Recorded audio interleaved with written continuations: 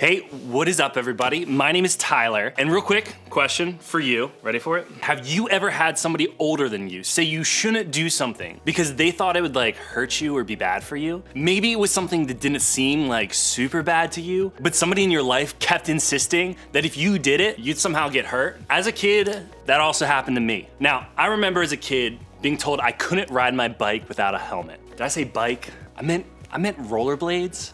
Do you think less of me now? We shouldn't, because rollerblades are awesome. Okay, all that rollerblade practice actually made me awesome at ice skating too. You didn't know that, did you? I went ice skating, I didn't fall once. Anyway, so I wasn't allowed to rollerblade without a helmet, which it feels so lame. I mean, I wanna feel the wind in my hair or the wind in my hat. I wanna look cool, and it's hard to look cool with the helmet on. I did not love being told what to do there. Now, I'm just gonna be honest with you. I can be honest with you, right? I have a feeling that what we're gonna talk about today might feel a little bit like that at first. Here I am, somebody older than you, about to ask you to think about your choices in a very specific part of your life. Because when it comes to decisions related to things like, wait for it, drugs, alcohol, vaping, and other substances that might be illegal or bad for you, I think it's a conversation we need to have. Now, before you roll your eyes and think, this is just another one of those just say no messages, I want you to stick with me here. I know that for some of you, this is something you've already been dealing with in your life. You've made choices, you've tried some things, and you're on a path that's causing you to experiment further. For others of you, you haven't jumped into trying drugs, alcohol, vaping, and other substances yet. But if you're honest, you'd say you're curious about those things. And for others of you, these feel like things you would never try. For you, they are a huge deal. They're things you hear people doing, but you can't understand why they would. No matter where you're at with this conversation, and no matter what you think I'm gonna say, here's my hope for our time together, that you'll stick with me and listen. Now, before we dive in, let me tell you what this message isn't gonna be about. This is not a message about guilt. Our goal here isn't to make you feel guilty or bad about using illegal substances or even wanting to use them. This isn't also a message about judgment. It's not our job to judge people for the choices they make. That's God's job, and He'll do it fine without our help. And finally, this isn't a message just about God's love for you. Why? Because God's love stays with us no matter what we do or don't do. In fact, if you remember anything from today, I hope you remember this. God loves you no matter what. I know this is probably not the first time you found yourself in a conversation about a topic like this. At school, at home, even with your friends, I know things like drugs and alcohol and vaping come up in conversations and in life. And maybe when this conversation comes up, you just can't relate. You're wondering why anyone would want to try things like drugs or alcohol or vaping. You just don't understand why people even use these substances or even curious about them. But for others of you, you might be thinking a bunch of different things. Maybe you feel like everyone's doing it. It seems like just about everyone around you is either talking about or trying stuff like this. So it makes you even more tempted or curious about it yourself. Or maybe you feel like there are worse things that you could be doing. It seems like there are a ton of things out there that are way worse and more harmful than drugs, alcohol, and vaping. So you don't worry about experimenting every once in a while, because it could be a lot worse, right? Maybe you feel like using these substances isn't hurting anybody, so doing it occasionally isn't that bad. You're not drinking and driving, you're not having drugs that could kill you, and you're not vaping enough for it to really hurt you. So you feel like you're being careful enough not to hurt yourself or somebody else. In fact, sometimes you even feel like it even helps you feel a little bit better. So what's the problem? And finally, this might be you too. Maybe you think that your parents don't care, so it can't be that bad. Some of you probably have really strict parents who would freak out if they caught you drinking or smoking or vaping. But some of you have parents that don't have rules about those kind of things. And if your parents don't care, why should anyone else? No matter where you land, all of the thoughts you're having about this whole idea basically boil down to one thing. It's not that big of a deal. Now, because we're having this conversation in church, you're probably thinking, oh, cool. Yeah, they're about to tell me how big of a deal it actually is. Well, you can probably expect me to go on and on about how bad things like drinking and drugs and vaping are for you. Some of you probably even hope that's what I'm about to say, because you don't understand why anyone would make those choices like that to begin with. Well, get ready, because I'm not. See? Gotcha. I'm actually here to tell you that this conversation is about so much more than all that. Maybe we're looking at things all wrong.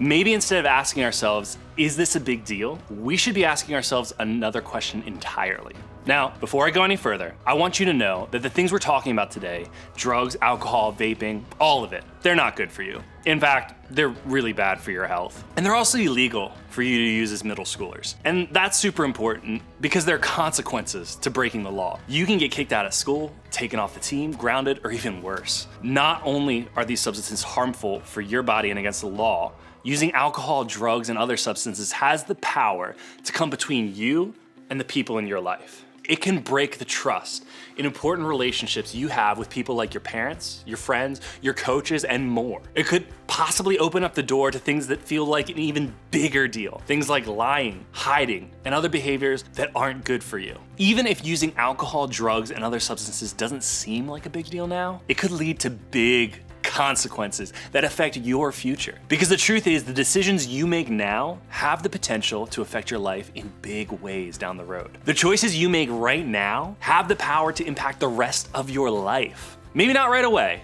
but someday. And that's why it's so important that you learn how to approach things like drugs, alcohol, and other substances with good judgment right now. For some of you, these points alone are enough. You're thinking, that's enough for me, I'm out. For others of you, you're still not sure. Because even though all those things are true, you're still curious. It still feels like it doesn't always have to be that big of a deal. Either way, I can promise you this. There are always gonna be things in your life that don't seem like that big of a deal. And because of that, we need a better way to look at them. So here's what I'm asking you to do. What I think God is asking all of us to do. Use wisdom. What exactly does that mean? Well, to use wisdom simply means to use the knowledge, good judgment, and experience you have to make the best possible choice in any situation. So when you're faced with a decision about something, you use wisdom to help you choose what's best for you. Should you give in to your curiosity about things like drinking, drugs, or vaping? Use wisdom. Should you keep on making the same choices when it comes to using those substances? Also use wisdom. Should you judge your friends harshly who are making those decisions? Wisdom. Solomon, a king who was known to be like the wisest man around back in his day, shared a lot of things on wisdom in a book of the Bible called Proverbs. Check it out. Here's one of the things he said. Don't turn your back on wisdom, for she will protect you. Love her, and she will guard you. Getting wisdom is the wisest thing you can do. And whatever else you do, develop good judgment. Okay, I love the way he talked about wisdom here. He talks about it like it is so important. It isn't something that holds us back or keeps us from enjoying life. Instead, it's something that protects us. It guards us. And that actually helps us live our best lives. Think of it like this. When it's cold outside, what protects you from freezing? Boom, a coat. There's a coat in here somewhere.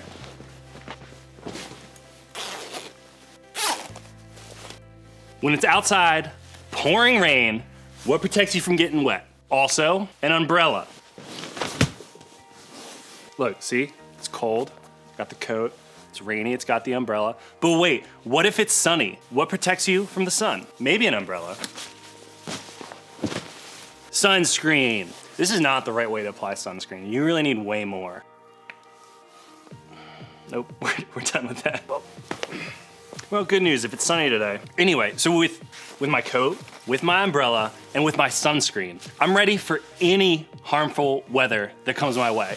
You know this because you have a coat, you use sunscreen, and you have an umbrella probably too. Here's what I'm getting at with all this. You're like, this is weird. Wisdom, a lot like these things. Wisdom protects us. It helps us avoid the harm or consequences of things that have the potential not to be good for us.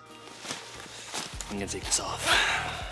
Okay, see, that sounds great, right? Well, except for the fact that as middle schoolers, we don't always have enough knowledge or experience to have wisdom that we need to make the best choices. We're not always equipped with our coat, our umbrella, and our sunscreen to prepare for the bad weather that can happen in our lives. Let's look back at what Solomon said. Wisdom isn't just something we have, it's something that we have to get and develop. So how do we do that?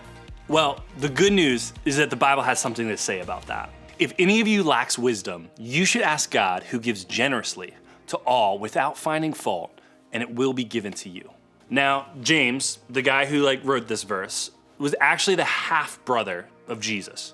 That's pretty cool, right? And he told us that God is willing to give us wisdom whenever we ask for it. That means that when we're tempted by something we know isn't great, we can ask for wisdom. You see, no matter who we are, what we're facing, we can ask God for wisdom. And the best part, James told us that God will give it to us. He won't roll his eyes or list the reasons why we might not deserve it, or even hold out on us just for the sake of teaching us a lesson. No, God will give us the wisdom we ask for, and he'll give it to us freely. Now, what does that mean for us today? It means that instead of feeling like we're figuring this out on our own, we can remember that God is in it with us. He knows that the decisions we make now have the potential to affect our lives in really big ways in the future. He wants us to get wisdom because he knows it's the thing that will help us make the best choices. And he promises to give us wisdom when we come to him and ask for it. We can ask God for wisdom. I know for some of you, things like drugs, alcohol, vaping, and other substances are temptations. They're things you've thought about and maybe even already tried. I'd like to challenge you to think about why you're turning to these substances. Are you trying to cover up a hurt? Ignoring negative feelings like loneliness? Wanting to fit in with your friends? Just simply curious?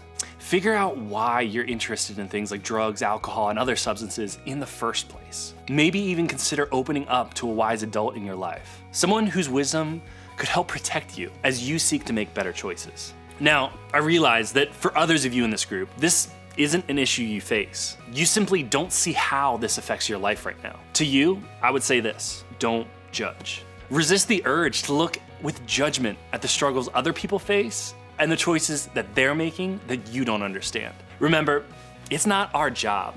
That's not your job. Instead of worrying about what other people are doing, focus on yourself. You may not be struggling with things like vaping or alcohol or drug use, but you're definitely struggling with something, because we all are. So instead of turning your attention to others, focus on yourself. Work on what you can work on in your life and ask God for wisdom for your own choices. I think this truth is important for each and every one of us. We can ask God for wisdom because the reality is there will always be temptations in our lives that feel like not that big of a deal. Maybe it will be something you look at, what you say, what you do behind closed doors with your boyfriend or girlfriend, if you cheat on a test, or the decisions you make when it comes to drugs and alcohol. In any of those moments, you need wisdom to help you make the best choices for your life. So start today by simply asking God for wisdom. You can pray that God will reveal the best decisions you should be making in your life. And while prayer is a great way to ask God for wisdom, you can also look to God in other ways too. Things like reading your Bible, getting advice from wise adults, seeking out friends who are looking to God to make the best choices for their lives. These are all ways that you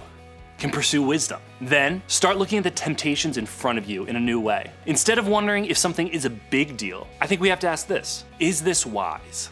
Are things like drugs and alcohol and vaping and any other temptations that can negatively impact our lives wise for us? Let wisdom be the way you see the temptations in front of you. And finally, take just one step toward making a wise choice in that part of your life. Maybe it means setting a new boundary for yourself about what you will and won't do. Or maybe it means shifting the people you spend time with, or choosing friends who influence you towards what's wise. Maybe it even means opening up to a wise adult in your life to help you take important steps to make different choices when it comes to issues like drugs, alcohol, or vaping. Here's what I think. I think you owe it to yourself to make the kind of decisions today that will impact your life for the better tomorrow. And I think you owe it to yourself to make the kind of decisions right now that will set you up for the life that you want to have later. And wisdom will help you do that. Remember, we can ask God for wisdom. So no matter what you're struggling with today, remember that God wants to give you the wisdom you need to face it. Why? Because he loves you and wants what's best for you.